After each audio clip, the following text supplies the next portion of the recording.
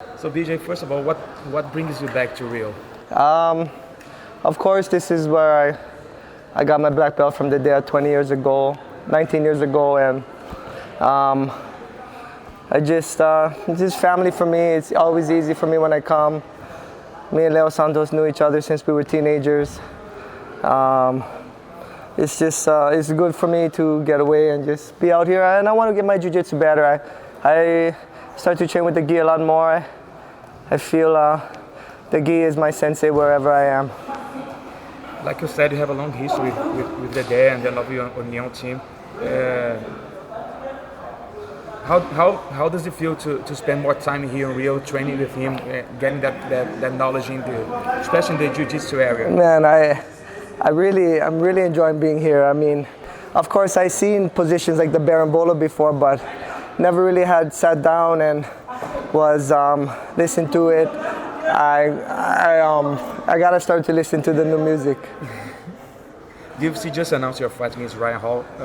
Was it already to your plan to come here before you got that fight done? Oh yeah, we was. Well, I seen the day in Canada. We did a huge seminar in Toronto with Wagner, Fabiano, Leo Santos' brother, at Extreme Couture over there with the Nova Uniao, and then we went to Canada. I said, I'm gonna go. Aldo's here. He's gonna fight. I'll go with you guys. So we went there.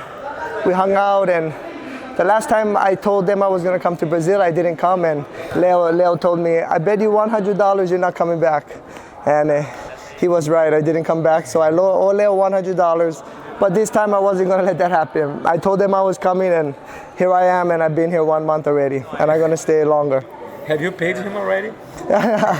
He doesn't want to accept because he just wants me to have he doesn't want to accept that because he just wants me to have a cloud over my head wherever I go. So, but it's all right though. Do you feel like that being here, like this family environment, is the perfect place for you to start this training camp for this comeback? I think so. I just, I woke up maybe about 6 months ago and I was like, man, you're always moving all around, this and that, and I started to train with the gi again. I just started to have so much fun, and I felt that training with the gi was making my boxing better, making my wrestling better, making everything better. So I was like, everything just happened perfect time. When the student is ready, the teacher will appear, and then the day appears again. Many people question if you should come back to fighting, but I've seen a lot of people say that if you're going to come back, you should fight someone like Ryan Hall. Was that the thought process of, okay, I'm coming back, but I have to choose the perfect fight for me to come back, not against someone like Yair Rodriguez or Frankie Edge or stuff like that? Like, yeah, it's. I think matchmaking at my age now, almost 40 years old, I think matchmaking is important. See my best match to be as successful as I can. Maybe I didn't take these precautions when I was younger, but who cares? But yeah, right now I want to figure out what I can do to how I can set myself up for the best success possible. Everywhere I go, doesn't matter. I don't care what anybody says. Everywhere I go, any building I walk into, somebody walks up to me, somebody says, PJ, when are you going to fight again? Please fight again, please fight again. Everywhere I go, I don't know, no one ever comes up and says, maybe my parents talk to me like, oh, I don't want to see you get hurt, or my best friend or my brother, but everybody walks up to me. When are you going to fight again? When are you going to fight again? You're starting to get better again. You looked better your last fight. Come on, fight again. And everybody also, they always want to see me in a grappling match. Do a grappling match, do a grappling match. Well, here, they got both. They got a fight, they got a grappling match. And I got what I want because I love to be in the UFC. Are you planning on taking a grappling match as well? No, this is my grappling match.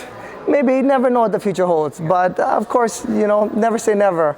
But right now, my passion is this. I love the UFC, the fighting. You mentioned matchmaking. Do you regret taking those fights last year? No. It was a learning process. I mean, believe it or not, at 39 years old, I'm still learning, and it was just something. It is what it is, and we'll see how it goes. If I didn't take those last year, I wouldn't be as prepared as I am for this fight now. That's for sure.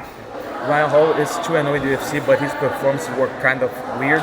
What are your thoughts on his fighting style? Honestly, I don't know too much yet. I have to sit down with Idea, sit down with Jason Perillo, go over these things. I don't know anything.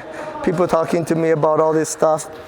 I don't even know what the 50-50 guard is. I'm going to have to ask Leo Santos to show me. Today I learned the Berimbolo. Tomorrow I learned the 50-50, and we just keep taking step by step and do the best we can. Of all you heard, do you think it's going to be like more of a grappling only fight? Could be only a grappling only fight, or maybe you stopping the takedowns and using your striking, which is probably way better than his, could be the best way to win this fight. You know what is this is the only thing that you see Ryan Hall and you can look at to think what he's going to do, but then I have to also think, but what will Faraz do? Faraz is so smart. This guy is. If he thinks I'm going to grapple, he's going to keep this fight on the feet. If he thinks I'm going to keep this fight on the feet, he's going to get this fight to the ground. So with that said, you know, I'm putting everything together. Faraz has done very well against me the last few times, and going into this fight, I'm for sure conscious of this. Like, I'm not just fighting Ryan Hall, I'm also fighting Faraz, and this guy is not stupid by any means. Is that something that is an extra motivation for you? Like, I have to beat this guy this time. Yeah, but yes, I do. I want to prove myself with Faraz, but no, not in a bad way. Yeah, no, I like him. It's awesome. You mentioned going to Jose Aldo's fight. How good was it to be in Canada? Man, it was amazing. It was amazing to watch. And before the fight, I told him, I said, Junior, you still have everything. You still have everything, I promise. You still have everything, Junior. You still have all the power right here, and to grab his hands, you know. And he's a proud champion. That's why he did that. He's a proud champion. I'm not going to go and lose tonight. No, I'm going to come back stronger than I ever was.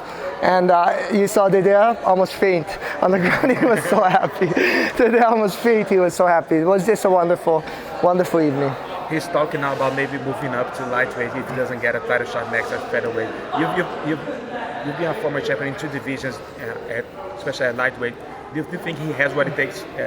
Of his skill-wise, he probably does, but the size of maybe moving up to 155. You know what? Him moving up to 155 might be a great idea for him, because going to give him new motivation, new fire, new hunger. That's all this is. That's all this is ever about.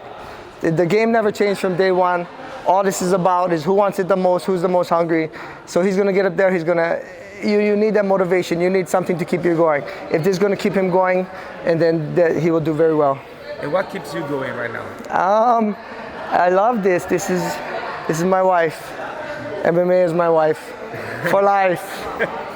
No doubt. Some fighters are campaigning for new division, 165, 175, instead of the 170 in the middle. Do you think that if those divisions existed like 10 years ago, you probably be a three division champion in 155, 65, and 75? You can make as many divisions as you want and make as many champions, but it is nice with the weight like it is now.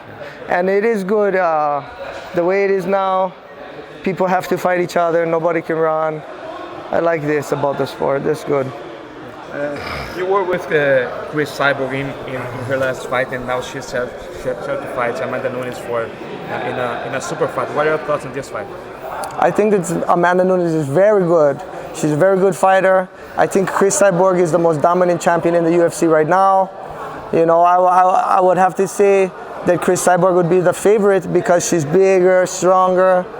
You know, Amanda Nunes, I have a lot of respect for her. We all know how amazing Amanda Nunes is. I think this is the 2 best girls in the world. Let them fight. It's going to be at the same night you're fighting next. Oh, that's right. Is it gonna be special? Gonna go out there, win, and then come back to the stands and to watch them fight? Yes. I'm gonna get to watch Jason Perillo corner Chris, and Chris is such a nice person. So I'm so happy to be there. Do you think that might help you in the lead of the fight of the final week, being around them, being with Jason as well? That environment that is gonna maybe give that final push to the fight. Oh, of course. This is for sure. And I mean, no matter where I am, Jason is going to be a part of my training camp. That's for sure. Not just the last week. We're all going to be together. He's going to be corner. He's going to help me corner. And Anderson Silva has always mentioned you as the greatest of all time. So who do you think is the MMA Oh, we know it's Anderson. He makes 15 title defenses. Nobody's going to compete with that. Where are you, Anderson? I'm in Brazil. Hit me up, please. Please, Anderson, call me. Call me. Bellator is just announcing this week that they are going to Hawaii. How good is this to see a big promotion like Bellator going to Hawaii, bringing big shows back to Hawaii? I'm so happy for Bellator to be going to Hawaii. This is it. Hawaii is such a place that had such big fights. The stadiums were always sold out. You could never get a seat. And now the fights start to go down. Thank God Bellator is coming back. This is This is the shot in the arm that Hawaii MMA needs. Thank you guys. Thank you, Rich. Thank you, Scott Coker. It's good. Thank you guys for what you're doing. Are you surprised that Bellator was able to go back to Hawaii first than the UFC? Having you and Max Holloway on the roster for so long. I'm very surprised that Bellator went there first, but that's what this game is about. That's what life is about, thinking out of the box, beating somebody to the punch. And, we all know that UFC is the big brand and the big name, so wherever they move, they're like McDonald's, they can come and they can do fine. But it's nice that Bellator comes in and doing their thing. I'm proud of them that they're making a move. Just, I think, 2 weeks before your fight, so you probably won't be able to be there. Or you think you're going to be there around 7:15? No, I'm not going to be able to be there for the fight, but of course I'm going to wish Ilima all the luck in the world. And Machida, I want to thank you for coming to Hawaii to put your skills from the Machida family dojo in Hawaii. Thank you very much. Honor. It's an honor for Hawaii. Just a last question. Would the UFC Hawaii card, finally UFC going to Hawaii, would that make you stick longer in MMA just to be part of that experience, maybe fighting in the cage as well? Claro. For the English audience. Yes, of course. It's perfect. I'm waiting for this.